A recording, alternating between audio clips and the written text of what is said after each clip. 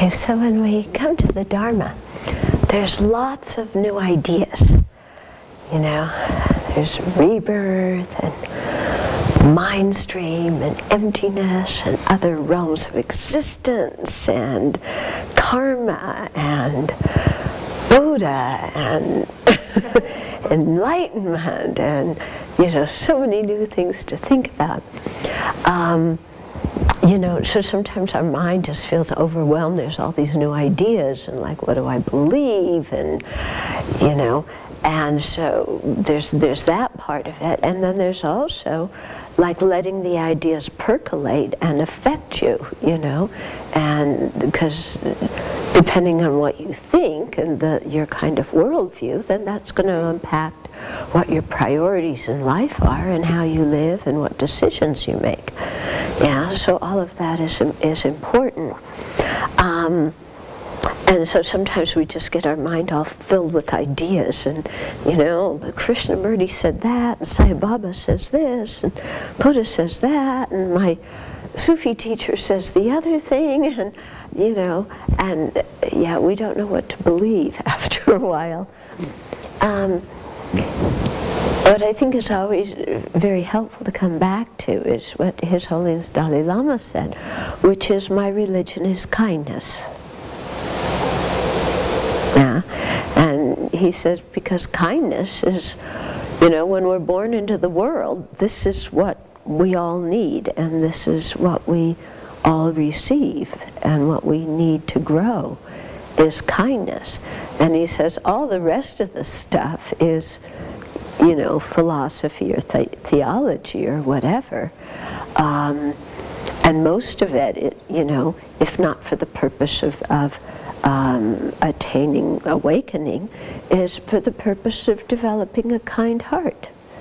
Yeah, and at the bottom of the you know, no, at the end of the day, then, I mean, that's what's important, okay? It's, you know, learning how to look inside of ourselves and develop kindness. You know, kindness towards ourselves and kindness towards others. Yeah, so that's really the bottom line that we have to continually come back to and not get caught in ideas and intellectual this and that and the other thing, okay? Because those things are for the purpose of helping us to become kind, not for the purpose of arguing about, okay? My ideas are right, your ideas are wrong. Yeah, yeah.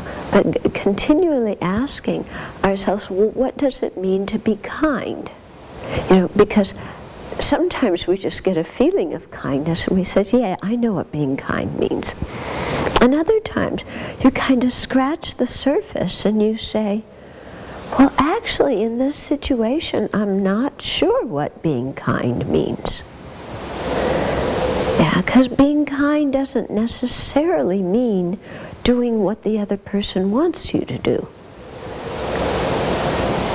Yeah, and being kind doesn't necessarily mean pleasing other people. Because a lot of people, what they want in order to be pleased is bad for them. Yeah. Oh, I think I'll please all the, you know, factories that are dumping pollutants into the ocean by stripping away all the EPA regulations.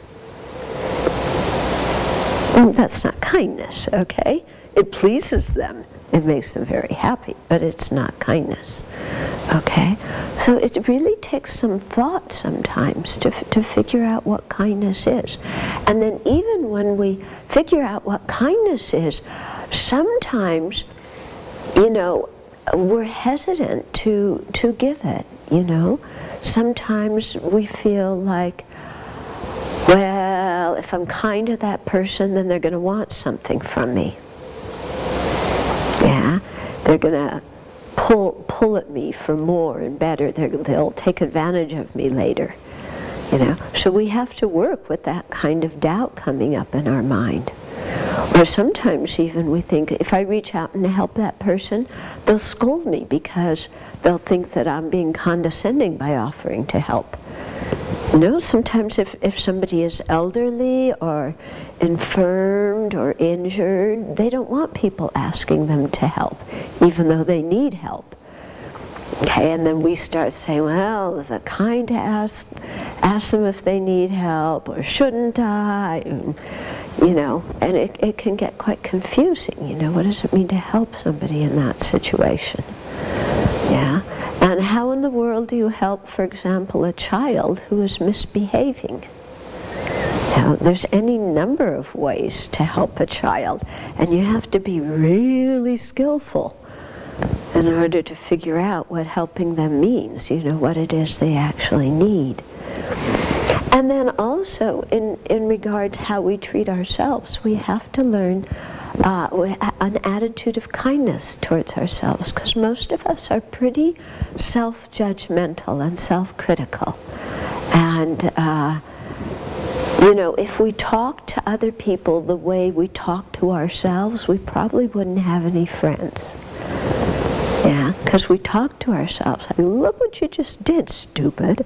You know, you're always doing these stupid things. No wonder nobody likes you. I mean, we can really be quite harsh on ourselves. And that is not only unrealistic and unbeneficial, but it really becomes an obstacle, not only to having a happy life, but also an obstacle to our spiritual growth. Because this kind of lack of kindness towards ourselves becomes a certain kind of self-preoccupation, where we spend an awful lot of time and energy getting down on ourselves. Yeah, and then that time and energy can't be used for anything good, because it's already wasted on, you know, self-criticism. I remember one time there was one young man who came here, and we were discussing this, and he said, but if I don't criticize myself, I'm really afraid that I'm going to be too self-indulgent and too slack. Yeah, this guy was an Army Ranger. Okay, you know? And I said, no, that's okay. You know, you need to give yourself some kindness and some empathy, because I think he had internalized this whole Army Ranger thing so much that, you know, he didn't need a drill sergeant because he was living with one in his own head. Yeah, and he needed to give himself a break from all of that and you know, give himself some understanding and empathy and compassion. Yeah, and those things are very different than being self-indulgent. Okay, but again, we have to learn what the difference is, because sometimes it's not always so clear. Okay, anyway, my main point is that learning the Buddha's teachings involves many, many different components. Yeah, and we need to learn how to balance all of these different components in a healthy way, without pushing ourselves, saying, I have to have everything mastered right away. Yeah. Okay, but to really give ourselves some time to think about things and integrate them. And to discover what some of our old patterns are that really don't work for us. And to build up the new patterns that do work. Okay, that's a good point, that sometimes we come into the Dharma with a self-image of what kind of student I am because of our experience in regular school. But being a Dharma student is very different than being a student in regular school, and studying the Dharma is very different than how you study in regular school. And you can be very good in regular school and know how to play the game effectively and get good grades, and in terms of the Dharma, be completely blockheaded, you know, and ignorant, you know, with many obstacles. Similarly, you can be somebody who, you know, regular school just doesn't work for you. That's not the way you learn, you know, but you come into the Dharma, and then all of a sudden, you know, it's a new way of learning, and you really blossom. So to give ourselves some space regarding that, you're saying.